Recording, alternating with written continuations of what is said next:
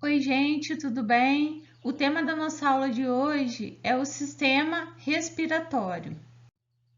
O sistema respiratório, ele vai ser formado por importantes estruturas. Nós temos nesse sistema a cavidade onde vai ocorrer a entrada de ar para os pulmões.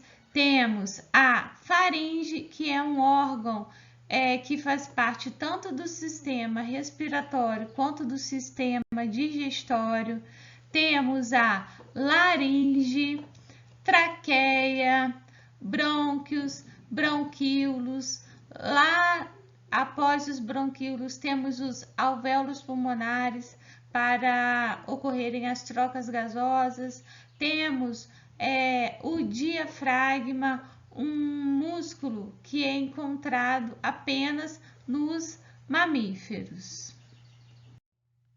Gente, as vias respiratórias, elas serão divididas em via respiratória superior e via respiratória inferior.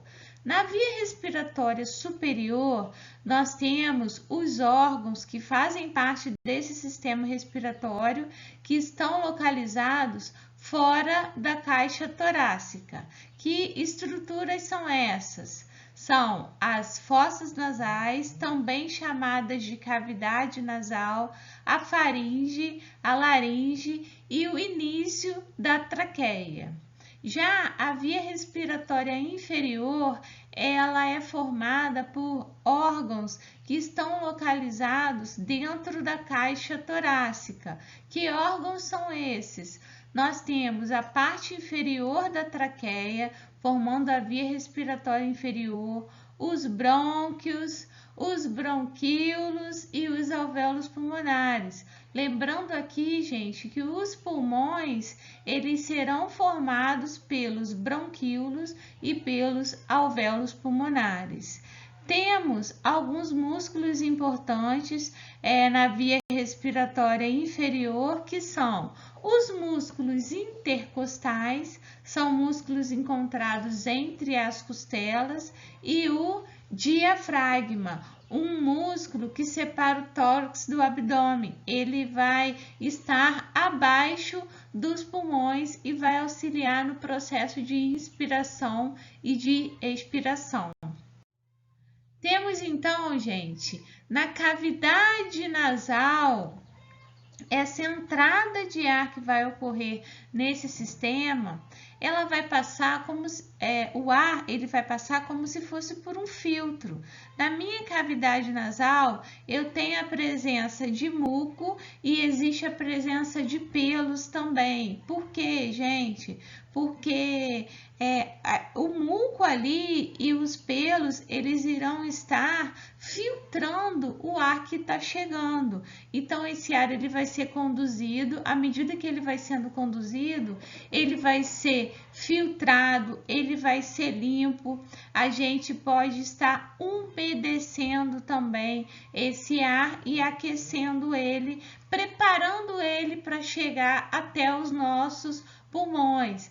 Por isso, gente, que existe a meleca. A meleca, ela é o quê? Ela é o acúmulo desse muco que está presente na cavidade nasal. E se aquela pessoa estiver num ambiente muito poluído, a coloração da meleca, ela vai modificar, ela vai ficar mais escura, porque a gente sabe que aquele ar, ele foi filtrado, ele passou por essa cavidade para que o excesso de impurezas, de resíduos, ele possa permanecer ali na cavidade nasal. Laringe. Gente, recapitulando aqui, nós temos a cavidade nasal, nós temos a faringe. A faringe, ela vai fazer parte tanto do aparelho digestório quanto do aparelho respiratório. Após a faringe, teremos a laringe. A laringe vai ser o local onde nós encontramos as cordas vocais, também chamadas de pregas vocais. Essas pregas vocais serão responsáveis pela emissão do som.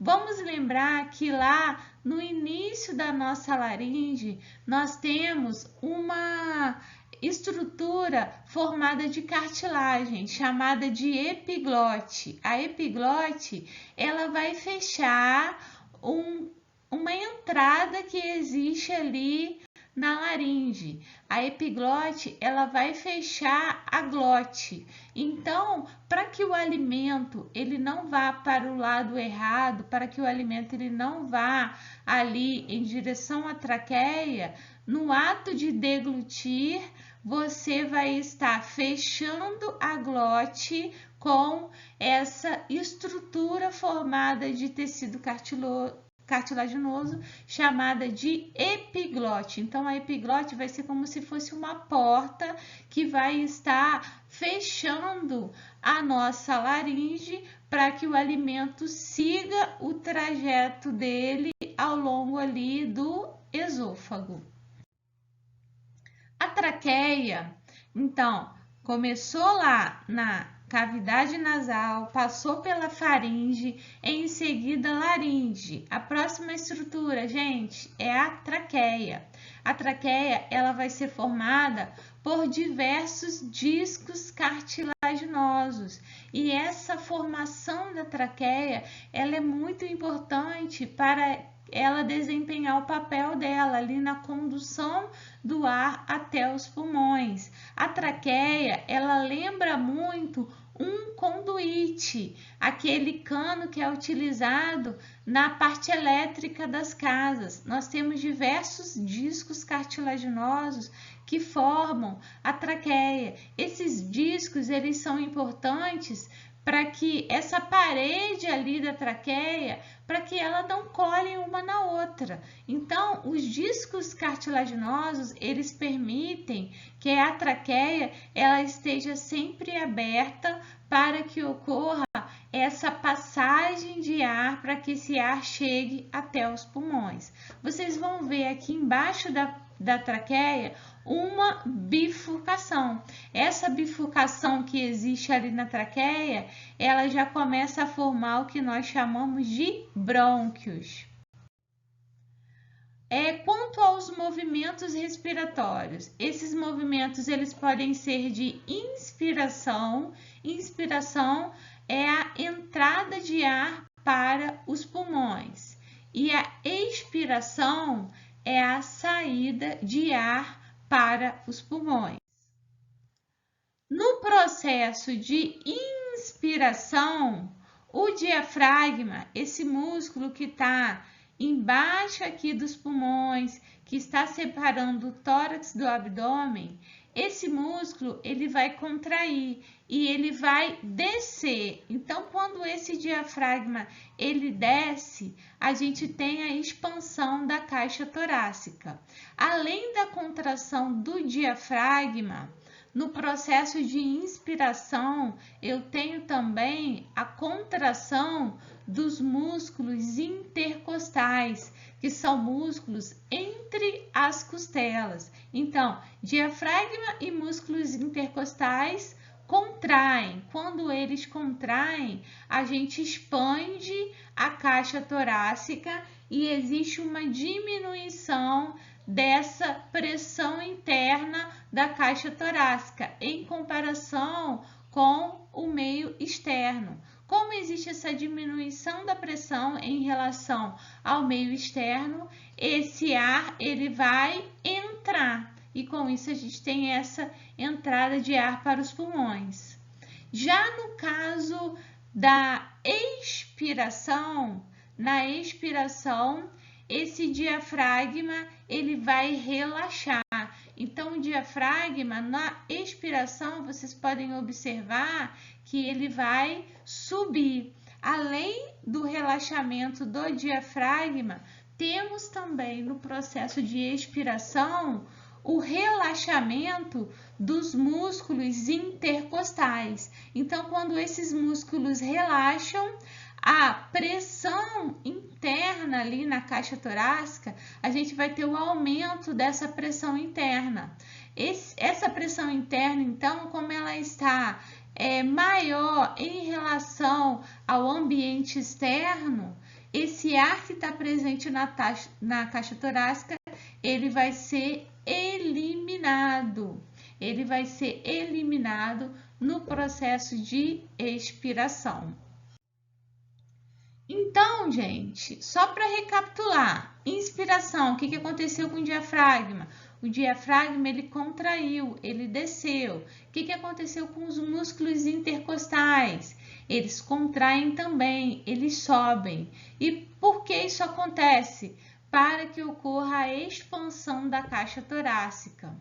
E aí, gente, nessa expansão da caixa torácica, a pressão interna ela vai diminuir. Consequentemente, o ar ele vai entrar ali nos pulmões. Já no ato de expiração, esses músculos ali, tanto o diafragma quanto os músculos intercostais, eles irão relaxar. Quando eles relaxam, a gente tem o aumento da pressão interna ali, e com esse aumento da pressão interna da caixa torácica, esse ar ele vai se deslocar para fora do corpo. Os pulmões, eles, a partir então, gente, de brônquios, eu já começo a chamar ali de pulmões. Então, eu tenho a traqueia, os brônquios fazendo a bifurcação, bronquíolos e alvéolos pulmonares, eles são encontrados nos nossos pulmões. Temos dois pulmões, o pulmão direito e o pulmão esquerdo. Esses pulmões, eles são formados por lobos. O pulmão direito, por exemplo, ele vai ser formado por 3 lobos. E o pulmão esquerdo, ele vai ser formado por 2 lobos. Essa quantidade aí de lobos que vai formar o pulmão, ela também, gente, a gente pode lembrar que o coração, ele está ligeiramente direcionado para o lado esquerdo do nosso peito. Então, para não forçar o lado esquerdo, para não ocupar esse lado esquerdo, o nosso pulmão esquerdo ele é um pouquinho menor, ele é formado por apenas 2 lobos. Vamos lembrar também, gente, que existe uma membrana que reveste os pulmões, que protege os pulmões. E como se chama essa membrana? Ela vai se chamar pleura.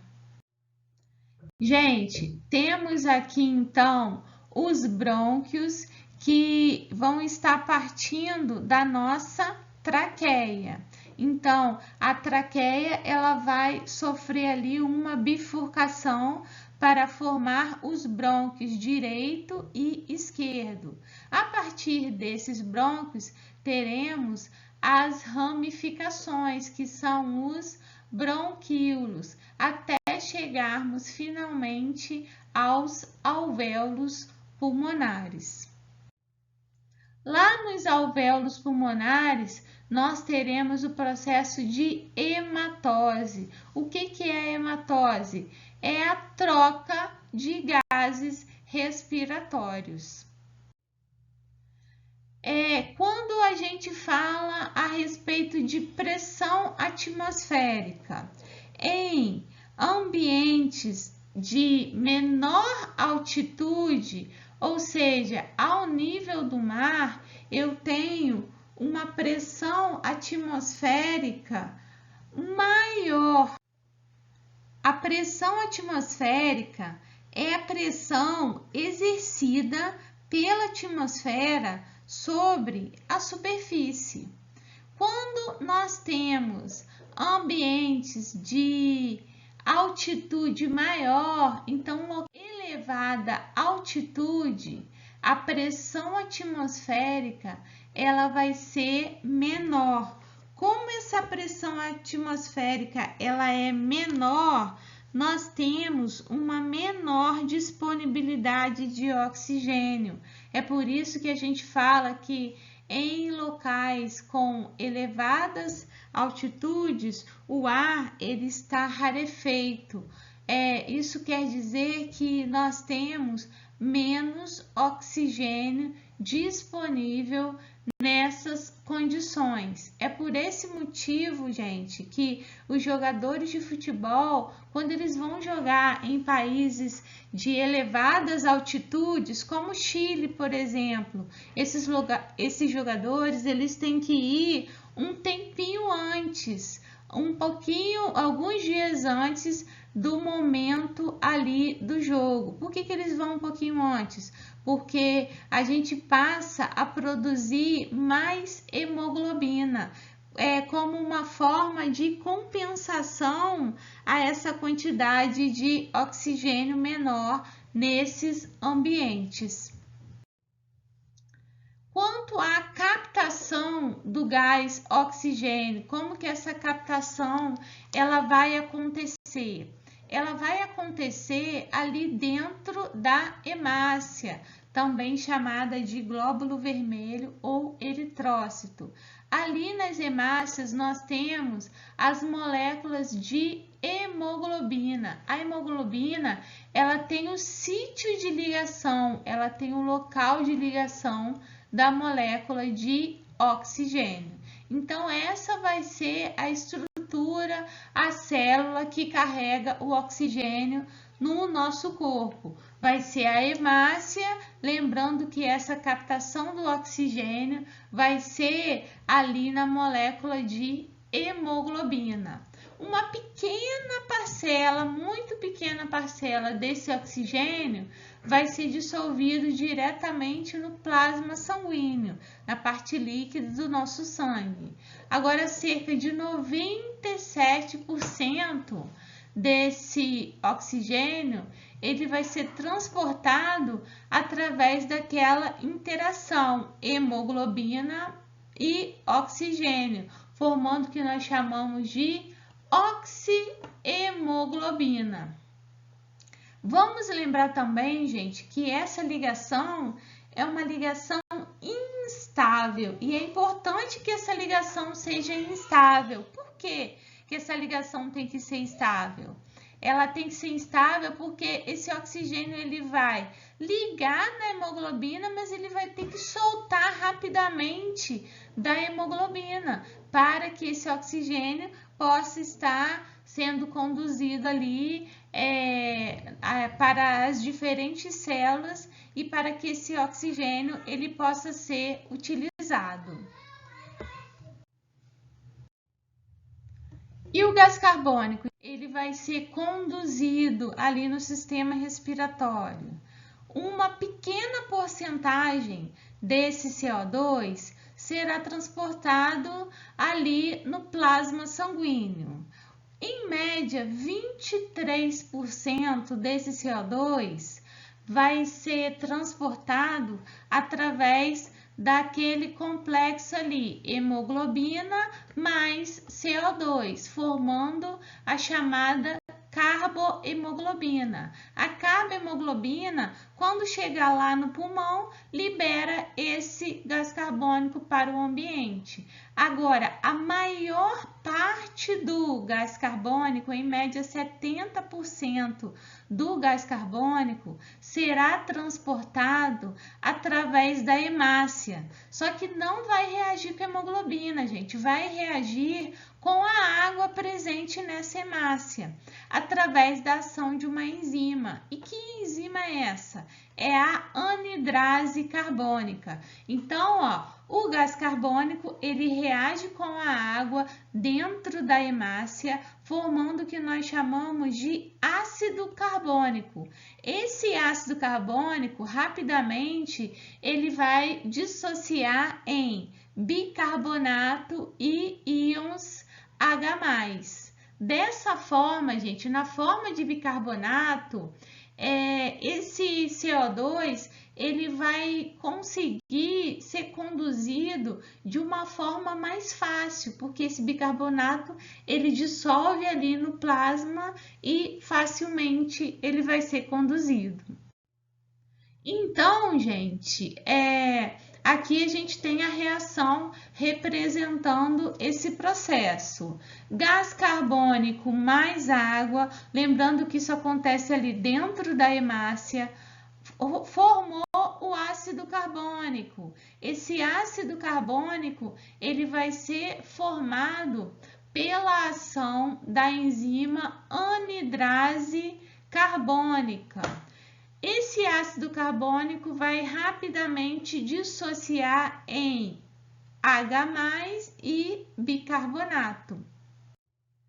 Agora, o que acontece, gente, em um ambiente onde a gente tem a concentração de íons H+? Quanto maior a quantidade de íons H+, mais ácida será a minha solução. E o que vai acontecer ali no sangue? Se você tiver um excesso de CO2, a gente vai ter toda essa reação, a participação da enzima anidrase carbônica e vamos formar bicarbonato e íons H+. Só que como esse sangue ele vai ficar ácido, isso vai ser um alerta, porque ele não pode ficar ácido. Então, esse sinal de alerta, ele vai ser lá para o bulbo, lá no nosso sistema nervoso, gente. No sistema nervoso central, eu tenho o bulbo que vai ter um controle ali na contração do nosso diafragma. Ele vai mandar impulsos nervosos lá para o diafragma para fazer o que a gente chama de hiperventilação. A gente aumenta essa velocidade aí de inspiração e de expiração. Por que vai acontecer a hiperventilação? O objetivo dela é retirar o excesso de CO2 e assim está normalizando essa quantidade de íons H+ no sangue, porque esse excesso de íons H+ no sangue, ele não pode acontecer, ele vai deixar esse sangue ácido. Essa questãozinha, gente, ela mostra um exemplo aí do que acontece no nosso corpo no momento do parto. Olha o que vai acontecer. Após cortar-se o cordão umbilical, o bebê começa a respirar ar atmosférico. Até o momento, o suporte de oxigênio desse bebê, ele vinha da mãe. Agora chegou o momento de cortar o cordão umbilical. Qual foi o estímulo que esse bebê recebeu para realizar o seu primeiro movimento respiratório? Olha lá as opções. A falta de sangue, que deixa de pressionar o coração, o excesso de N2, que estimula diretamente o pulmão, o excesso de CO2, que estimula diretamente o bulbo, o excesso de ureia no sangue, que o torna mais básico. Alternativa correta aqui, letra C. Então, para o bebê realizar o primeiro movimento respiratório, gente, esse primeiro movimento respiratório, ele vai ser comandado pelo bulbo. Por quê? A gente vai tendo um excesso de gás carbônico ali no sangue. Esse excesso de gás carbônico, ele, através da enzima anidrase carbônica, a gente vai formar o ácido carbônico, que se dissocia em bicarbonato e íons H+. Como tem esse excesso de íons H+, acidifica o sangue, manda a mensagem lá para o bulbo e esse bulbo ele provoca a hiperventilação, ou seja, o primeiro movimento respiratório do bebê vai acontecer pelo excesso de CO2 no sangue. Resumindo Resumindo então, pessoal, uma pequena porcentagem do CO2 vai ser transportado através do plasma, dissolvido ali diretamente no plasma. Uma determinada quantidade, em média aí de 23%, é quando esse CO2 ele vai estar associado à hemoglobina, formando a carbohemoglobina. E a maior parte do CO2 será transportado na forma de bicarbonato. Por quê? Porque esse CO2 ele vai reagir com a água que está dentro da hemácia. E o monóxido de carbono é o chamado CO.